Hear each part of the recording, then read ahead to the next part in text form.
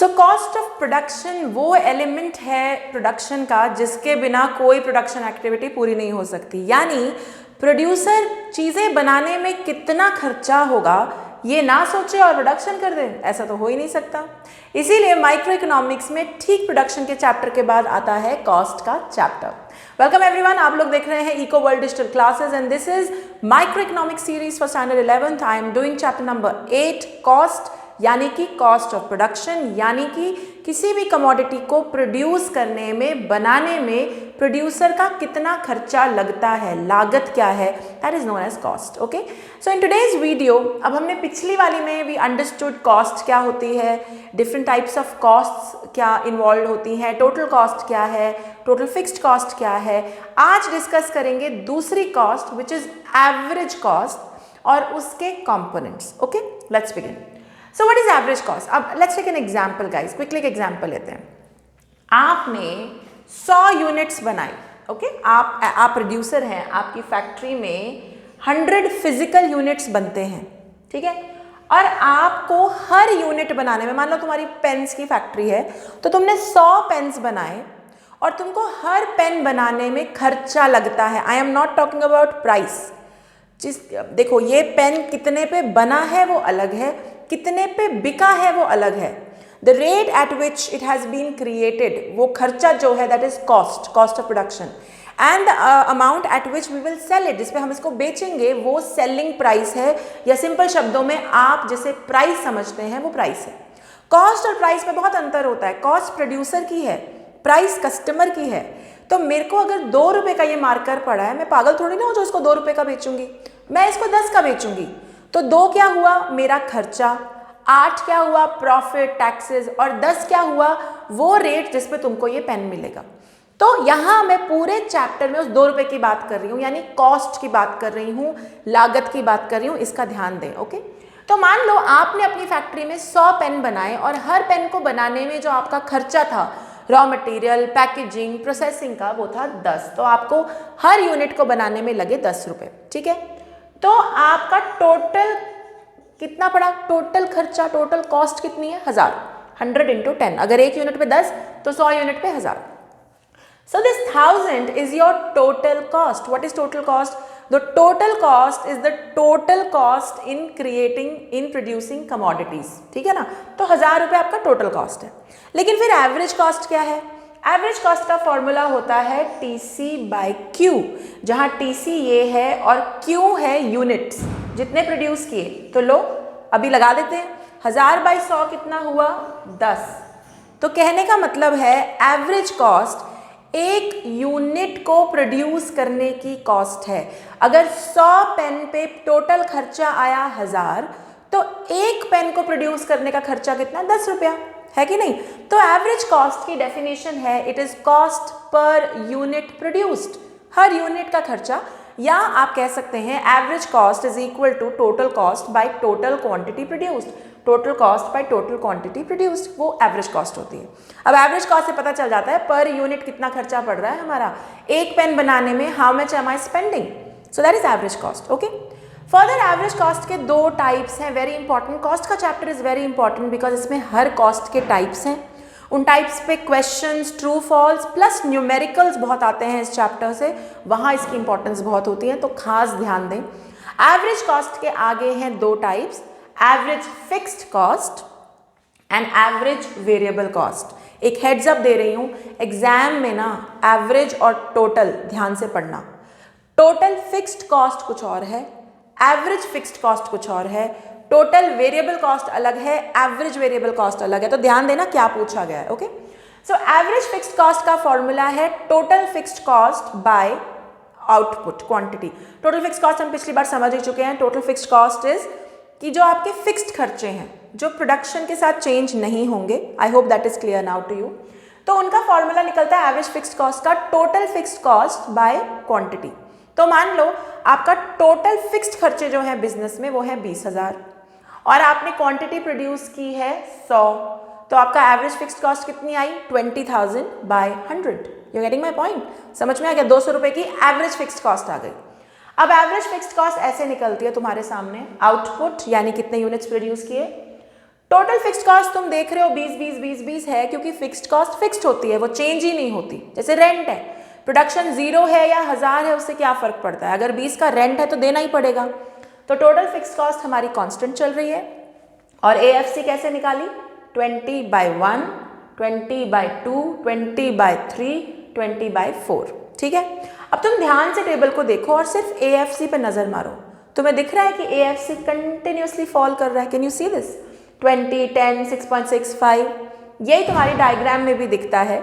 इस एक्सेस पे यूनिट्स या आउटपुट है, इस एक्सेस पे कॉस्ट है, and the AFC keeps on falling. और एक पॉइंट पे जाके ना this becomes parallel to x axis, वो भी मैं अगर आप इसको आगे बढ़ाएंगे तो एक समय पे आके फिक्स्ड कॉस्ट फिक्स्ड ही हो जाती है ना बढ़ती है ना घटती है। अब मान लो तुम्हारी कैपेसिटी है, फैक्ट्री की कैपेसिटी है 100 यूनिट्स की, तो जब तक 100 यूनिट्स प्रोड्यूस नहीं होंगे तब तक ये कॉस्ट घटती जाएगी। जब 100 यूनिट प्रोड्यूस हो जाएंगे, फिक्स्ड कॉस्ट भी फिक्स्ड है, यूनिट भी फिक्स हो गए, तो AFC और नहीं घटेगी, it will become parallel to x axis, यानी कांस्टेंट हो जाएगी, ठीक है। तो AFC के बारे में कुछ चीज़ें ध्यान में रखें। इट कीप्स ऑन फॉलिंग, बढ़ती रहती है, जैसे जैसे आउटपुट बढ़ता है वो बढ़ती जाती है, सॉरी गिरती जाती है। It can never be zero, ये कभी एक्सेस टच करेगी नहीं। मैंने कहा ना एक समय पर आके ये ऐसे हो जाएगी, क्यों, क्योंकि तुम्हारी मान लो तुम्हारे फाइनल तुम सिर्फ 5 यूनिट बना सकते हो, तुम्हारी फैक्ट्री में कैपेसिटी 5 यूनिट की है, तो आ गया 20, ये 4, अब इसके बाद तो ये बढ़ नहीं ना सकता, 5 तो 5 पे ही अटका हुआ है, आगे तो बढ़ेगा ही नहीं, और ये 20 भी 20 पे अटका है, तो तुम 5, 20/5, 20/5, 4 ही आती रहेगी फिक्स्ड कॉस्ट हमेशा। तो डायग्रामेटिकली उसको कैसे दिखाएंगे, parallel to x axis. So AFC can never be zero, क्योंकि ये एक्सेस नहीं टच करती, जो एक्सेस चीज टच कर जाए डायग्राम में वो जीरो हो सकती है, एवरेज है वैसे भी जीरो नहीं आएगी, ठीक है। It keeps on falling. एक और खास बात है AFC की, AFC is a rectangular hyperbola. Micro में सिर्फ 2 कर्व्स हैं जो रेक्टेंगुलर हाइपरबोला की तरह बिहेव करते हैं। एक है PED का कर्व, जहां पे PED का जब हम इक्वल टू 1 होती है वो वाला कर्व, और एक AFC का कर्व। अब रेक्टेंगुलर हाइपरबोला क्या होता है, लेट मी एक्सप्लेन। मेरे diagram is not really correct, but rectangular hyperbola वो है जिसका 2 एरिया अंडर कर्व्स, ये एक एरिया और ये एक एरिया, ये तुम देख रहे हो ना, कर्व से इस अंडर का एरिया, कर्व से इस अंडर का एरिया, ये इक्वल होते हैं एरिया में, इनका एरिया इज इक्वल। तो कर्व ऐसे बन रहा है, एक एरिया इधर रेक्टेंगल में, एक एरिया इधर, एक एक्स एक्सेस से एरिया, एक वाई एक्सेस से एरिया, ये दोनों एरियाज इक्वल होते हैं जब उसको हम रेक्टेंगुलर हाइपरबोला बोलते हैं। और AFC पोर्ट्रेज दिस, AFC में भी ये चीज़ दिखती है, इसीलिए AFC रेक्टेंगुलर हाइपरबोला भी है। आवी क्लियर? तो याद रहेंगी बातें।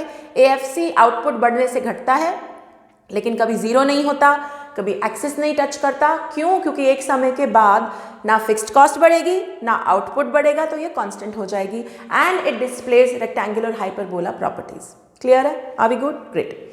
नेक्स्ट जो कॉस्ट है वो है average variable cost. Variable cost कौन सी होती है? जो खर्चे प्रोडक्शन से इंपैक्ट होते हैं। प्रोडक्शन बढ़ती है तो ये खर्चे बढ़ते हैं, प्रोडक्शन कम होती है तो ये खर्चे भी कम होते हैं। Average variable cost is calculated from TVC/Q। Total variable cost को बाय आउटपुट डिवाइड करते हैं तो हमारे पास एवरेज वेरिएबल कॉस्ट आती है।